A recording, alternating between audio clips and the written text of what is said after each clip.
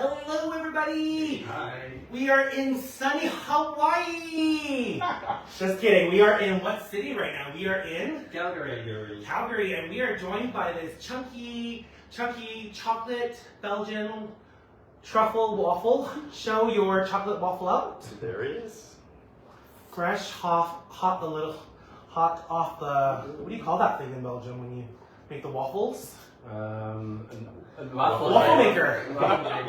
Bring it close. Bring him close. Are you comfortable sharing his name? His name is Lucien. Lucien. Wow. And how old is Lucien now? Tomorrow it will be 3 weeks. Yeah. 3 weeks. And how many pounds is Lucien? In pounds, it was 8 pounds. 8 pounds. More than 8 pounds. Yeah. Okay, wonderful. Okay, so you guys are two proud dads. Are you guys intended parents, I guess? Yeah. Intended parents from Belgium. So first of all, you're all the way from Belgium. Like, why have you come to Canada? I mean, I know you want a baby, but why Canada for surrogacy? Well, in Belgium it's not really legally arranged to do surrogacy, and in Canada it is. So after some research we came here and we found Nathan and Proud Fertility. Okay. And yeah, all the journey went super smooth legally wise, like everything is really well arranged here in Canada. So legally wise, the egg donor and the surrogate definitely did not want the baby back. They were very, very scared that these two gentlemen would not. Yeah, so we had to do a lot of paperwork, but it was also good that we had this paperwork. Come back over here because I'm not sure if I don't remember the angle, but okay. So you know what? You said it was smooth. Overall, what was the hardest part? What was the part in your journey that took the longest time? Perhaps maybe you can share that. Well, we had to wait kind of long to find a surrogate. That would be on me or our Yeah. agency. How long is long for you? Because it's relative, right? Someone else could be waiting Yeah, we waited almost a year. Yeah. a year. Just more, I think. Yeah.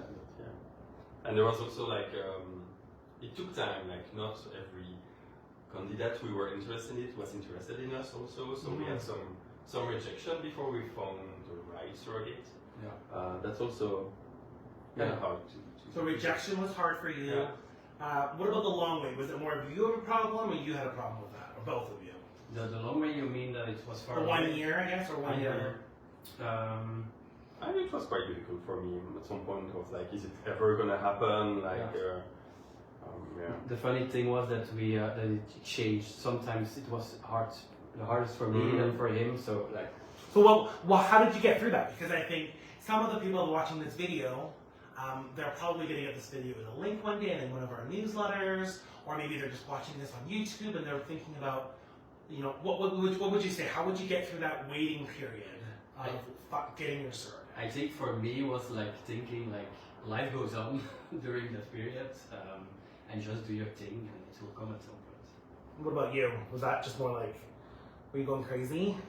Yeah, I kind of did, but I mean, if you keep believing on why you're doing it, why, what's gonna happen at the end, and yeah, when I see Lucien today, I'm like, okay, I would do that again 10 times. It was worth it.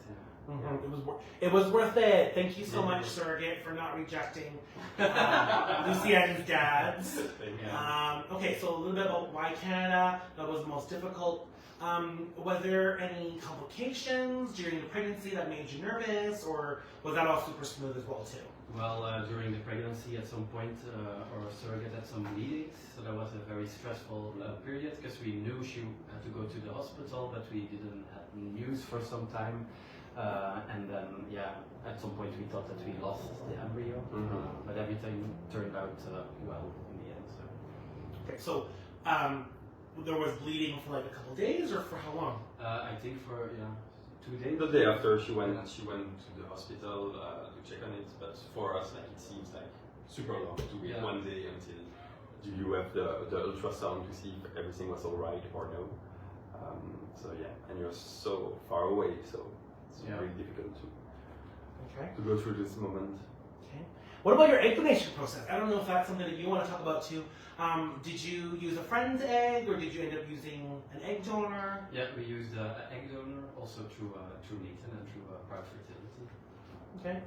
Yeah, and That was pretty uneventful for you too, as well. You just got lots of embryos, and you got very lucky. Yeah, at some point we had to go very fast to Toronto. You know, that's actually a theme for a lot of our current unintended parents. They're like, well, Nathan, you shouldn't tell us this much information. We just want a journey that is calm, serene, peaceful. And I was just like, you're out to lunch. Because even if it is fast, even if you wait 1 year, everything was kind of fast, right? Or was it calm, even though it was calm during the 1 year you were waiting? No, we get that technically it's uneventful and really calm, but it was still not that easy to go through. It's a lot of ups and downs emotionally. So yeah. Yeah, and I think that the most difficult part was that we didn't meet the people in real. Like we had to trust people that were so far away.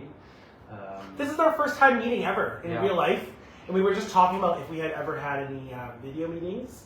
So we only had one in the last 2 years, which is kind of crazy, and that's probably 1 or 2 times more than I've ever met anyone else. Yeah, some of the IPs don't come through my own personal city. The funny thing was that we got a lot of emails from Nathan, and we had like on my iPhone I had a pop-up like every time you emailed it was like Nathan mailed, like it was really like Nathan mail. Yeah, you got mail.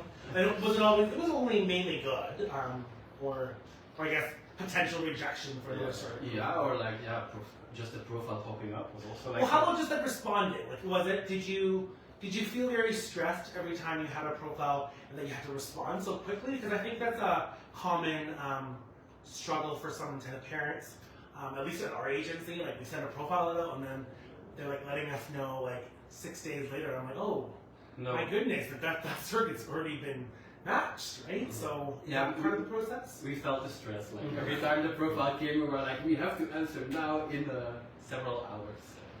So yeah, that was. So that is a common thing. So it's not like I'm making that up. Then. Yeah. Okay. So tell us about your first moment meeting your son. That was a. Tell. This is the moment that you'll be waiting for when you get your child. It was a very special moment, especially because we were waiting for a long time. The delivery took some days.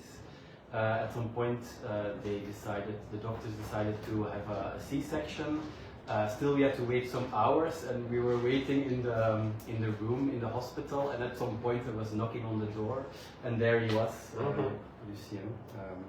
So that was just incredible. I think we were both crying. It was really incredible. And we decided in advance with the nurse that we were the first to hold him. So directly, I took him on my chest, skin to skin. So that was a very beautiful moment.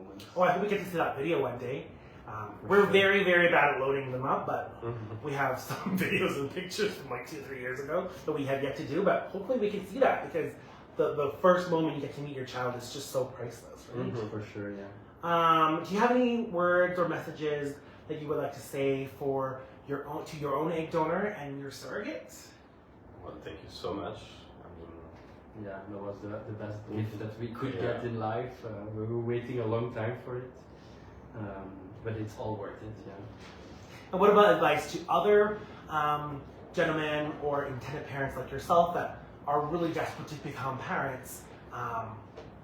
What are some other pieces of advice that you might want to share that can really impact people who are potentially waiting for a surrogate or potentially considering surrogacy as an option, considering Canada as a surrogacy destination?